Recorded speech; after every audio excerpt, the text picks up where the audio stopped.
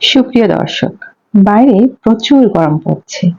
আর এই গরমের মধ্যে আপনাদের জন্য নিয়ে এসেছি খুবই সিম্পল একটা রেসিপি, যেটা কিনা খেতে খুবই মজাদার হয়।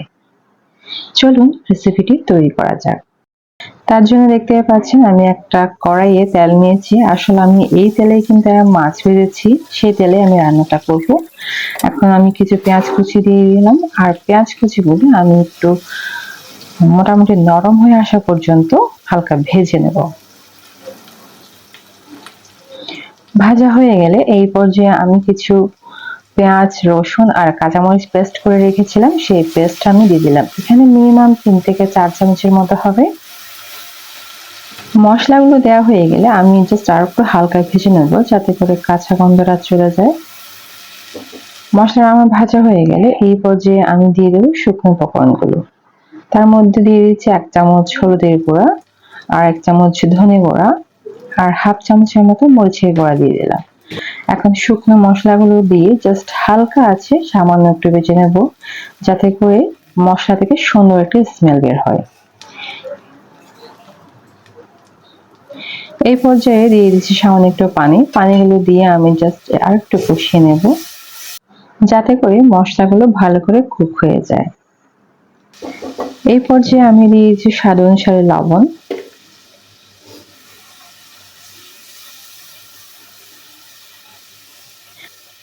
এই পর্যায়ে আমি দিয়ে দিচ্ছি টমেটো কুচি, আর এখানে আমি 2টা টমেটো কেটে দিয়ে দিলাম।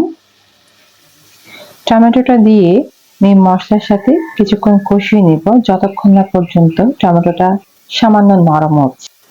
টমেটো জাস্ট হালকা নরম হয়ে আসলে এই পর্যায়ে আমি দিয়ে দিচ্ছি ভেজে রাখা মাছ। মাছগুলো দিয়ে আমি সবগুলো মশলার সাথে আরেকটু কষিয়ে নেব। এই 1 মিনিটের মতো কষালে হয়ে যাবে, খুব বেশি লাগবে না।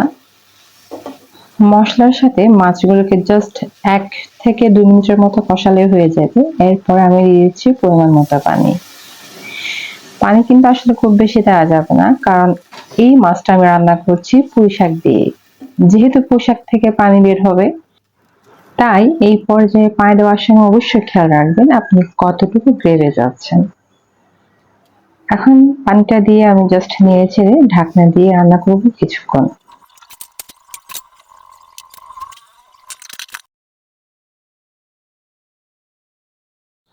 ফিরে আসলাম 5-6 মিনিট পরে।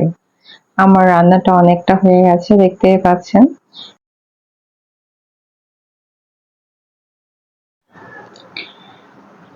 এই পর্যায়ে দেখছি টমেটোটা আমার আরেকটু সেদ্ধ হবে, তাই আমি আরো মিনিট 2 এর মতো ঢাকনা দিয়ে রান্না করব।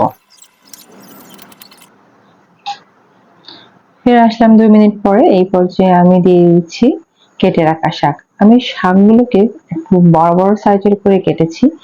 আসলে মাছ দিয়ে যখন আপনি শাকটা রান্না করবেন, তখন কিন্তু সাইজটা একটু বড় করে কাটলে মাছ দিয়ে শাকটা খেতে কিন্তু জাস্ট অসাধারণ লাগে। আসলে এখন প্রচুর গরম পড়ছে, এই গরমের দিনে কিন্তু কোনো কিছুই খেতে ভালো লাগছে না।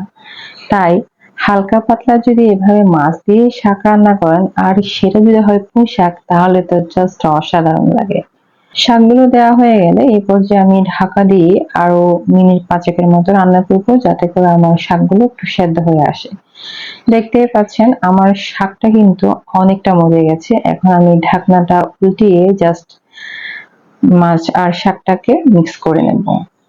এতে করে আমার খুব দ্রুত রান্নাটা শেষ হয়ে যাবে। আসলে বাইরে এখন প্রচুর গরম, এই গরমের মধ্যে মাছ মাংস খুব একটা ভালো লাগে না, তাই এভাবে যদি পাতলা করে শাক দিয়ে মাছ রান্না করেন, এটা দিয়েই কিন্তু আপনার খাবারটা মোটামুটি শেষ হয়ে যাবে। আর এটা খেতেও কিন্তু জাস্ট অসাধারণ লাগে। আমরা যেমন লাউ শাক দিয়েও মাছ রান্না করা যায়, তবে পুঁই শাক দিয়ে মাছটা কিন্তু খুব বেশি ভালো লাগে। তাই আশা করছি আপনাদের রেসিপিটা ভালো লাগবে, আর বাসায় অবশ্যই ট্রাই করে দেখবেন শাক দিয়ে মাছটা খেতে কেমন লাগে। শাক দিয়ে মাছ কিন্তু অনেকেই খেয়েছে, তারপরও যারা খাননি তারা একবার হলো এভাবে মাছ দিয়ে শাকটা রান্না করে দেখবেন। আসলে এটা খেতে কিন্তু জাস্ট অসাধারণ হয়। এই পর্যায়ে আমার রান্নাটা শেষ হয়ে গেছে, এখন জাস্ট গরম গরম পরিবেশনের পালা। এই গরমের দিনে আপনারাও খুব সহজে অল্প সময়ের মধ্যে মজাদার এই মাছ দিয়ে শাকের রেসিপিটা তৈরি করে নিতে পারেন। এটা বড় থেকে ছোট সবাই কিন্তু খুব মজা করে খাবে। যেহেতু গরম পড়ছে সেহেতু খুব মশলাদার খাবার কিন্তু আমাদের খুব একটা ভালো লাগে না, তাই মাঝে মাঝেই আপনারা চাইলে পাতলা করে এই ধরনের শাক দিয়ে মাছটা ট্রাই করে দেখতে পারেন। আশা করছি রেসিপিটা আপনাদের সবারই ভালো লেগেছে আর সহজ লেগেছে। রেসিপিটি যদি ভালো লাগে তাহলে অবশ্যই আমার চ্যানেলটিকে সাবস্ক্রাইব করে নেবেন আর লাইক দিতে একদমই ভুলবেন না, পারলে বেশি বেশি করে শেয়ার করবেন। আজ এই পর্যন্তই। ভালো থাকবেন, সুস্থ থাকবেন। দেখা হবে আগামী পর্বে নতুন কোনো রেসিপি নিয়ে।